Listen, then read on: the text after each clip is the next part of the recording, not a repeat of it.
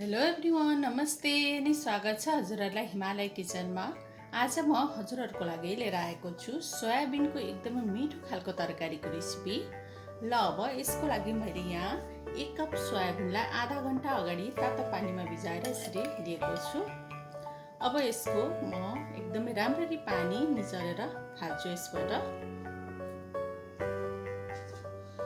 ल अब मैले यहाँ सोयाबिनको सबै पानी यसरी निचारेर लिएको छु। ल अब मैले यसमा राखेँ 1 ठुलो चम्चा दही। यसरी यसमा दही राख्दा चाहिँ यो एकदमै जुसी र एकदमै मिठो हुन्छ। थोरै नुन राखेँ। त्यसैगरी आधा सानो चम्चा बेसा राखेँ।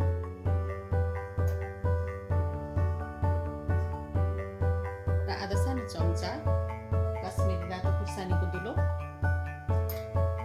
हजुरहरूलाई एकदम पिरो बनाउन मनपर्छ भने चाहिँ यसमा पिरो धुलो खुर्सानी पनि राख्न सक्नुहुन्छ। त्यसै गरी मैले यसमा राखेँ 1/4 चम्चा लसुन अदुवाको पेस्ट। अब यसलाई यसरी मिक्स गरिदिउँ।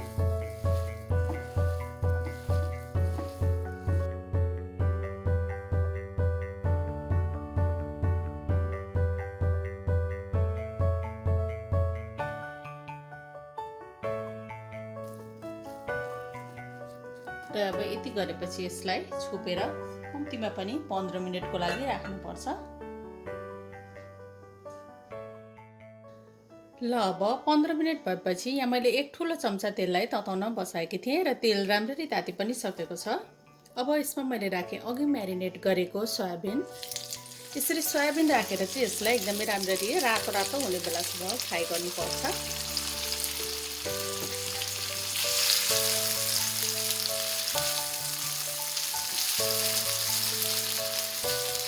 यसलाई केही बेर चलाउँदै फ्राई गर्नुपर्छ।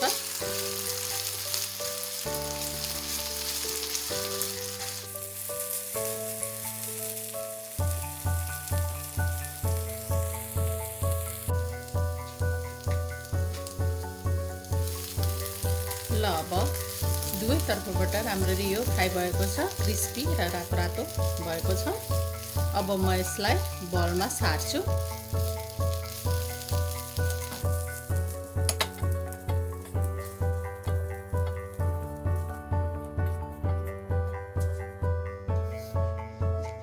अब यही प्यानमा म अरू राख्छु 1 ठुलो चम्चा तेल। अब यो तेललाई चाहिँ केही बेर फेरि ताप्न दिउँ। ल अब तेल तातेपछि मैले यसमा पुऱ्याएँ आधा सानो चम्चा जिरा, आधा सानो चम्चा कालो जिरा, एउटा तेजपत्ता,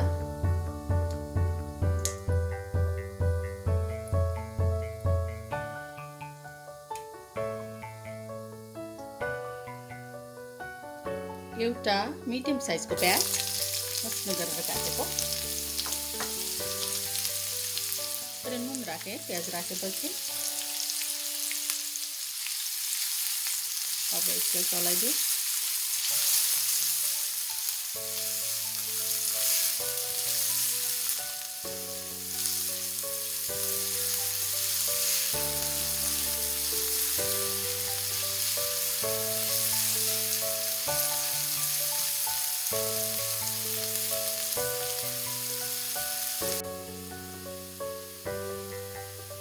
अब यसमा मैले राखेँ आधा सानो चम्चा लसुन अदुवाको पेस्ट।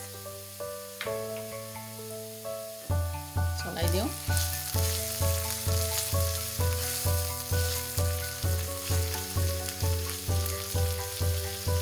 र एउटा ठुलो टमाटर मसिनो गरेर काटेको त्यसलाई राखेँ। थोरै नुन राखेँ। टमाटर राखेपछि चलाइदिउँ फेरि।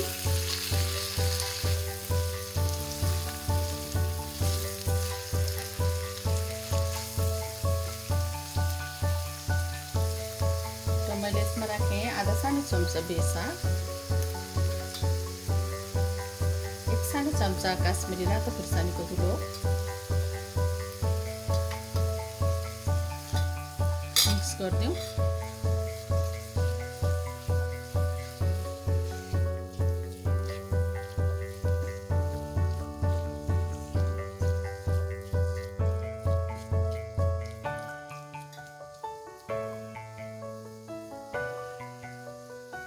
र यसमा मैले राखेँ थोरै पानी।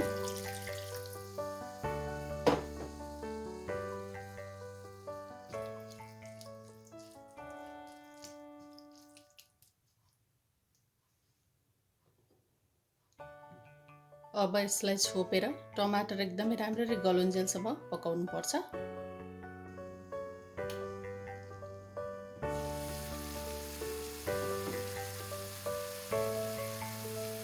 अब टमाटर राम्ररी गलिसकेको छ।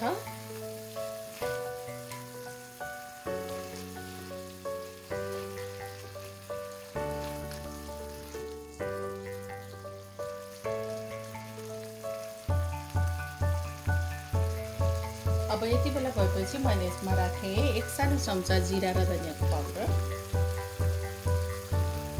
मिक्स गरिदिउँ।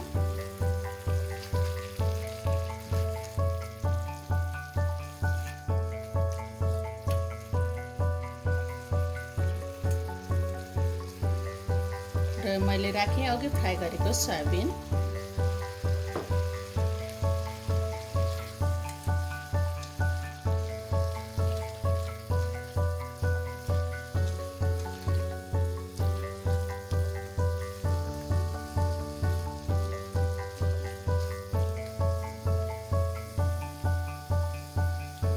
र मैले यसमा राखेँ 1 सानो चम्चा जति बटर। हजुरहरूलाई बटर मन पर्दैन राख्न या खानुहुन्न बटर भने नराख्न पनि सक्नुहुन्छ।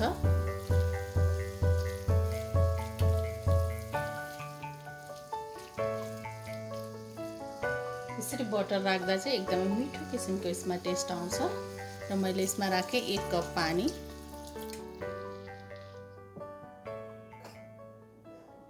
थोरै नुन थप्दैछु म आफ्नो स्वाद अनुसार। मिक्स गरिदिउँ।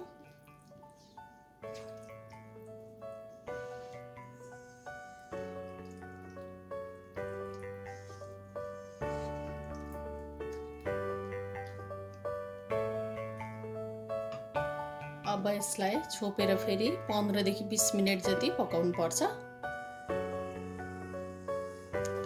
15 मिनेटपछि म यसलाई हेर्दैछु। एकदमै राम्रो मिठो देखिएको छ।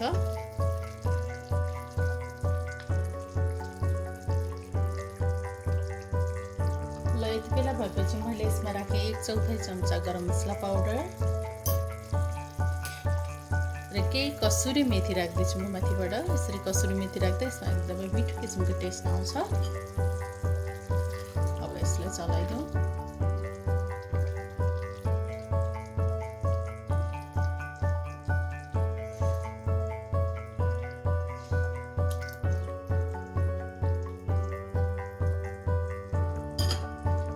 र यसलाई छोपेर खाली 1 मिनेटको लागि अब अरू पकाउनु पर्छ।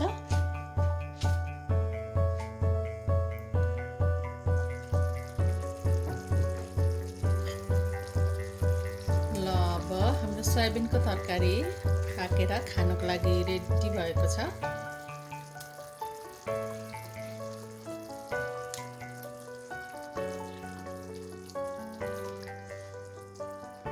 यसलाई अलिकति ड्राई बनाउन मन हुँदा चाहिँ अझै 1-2 मिनेट नछोपिकन पकाएर यसको पानी यो ग्रेभीलाई सुकाउन सकिन्छ।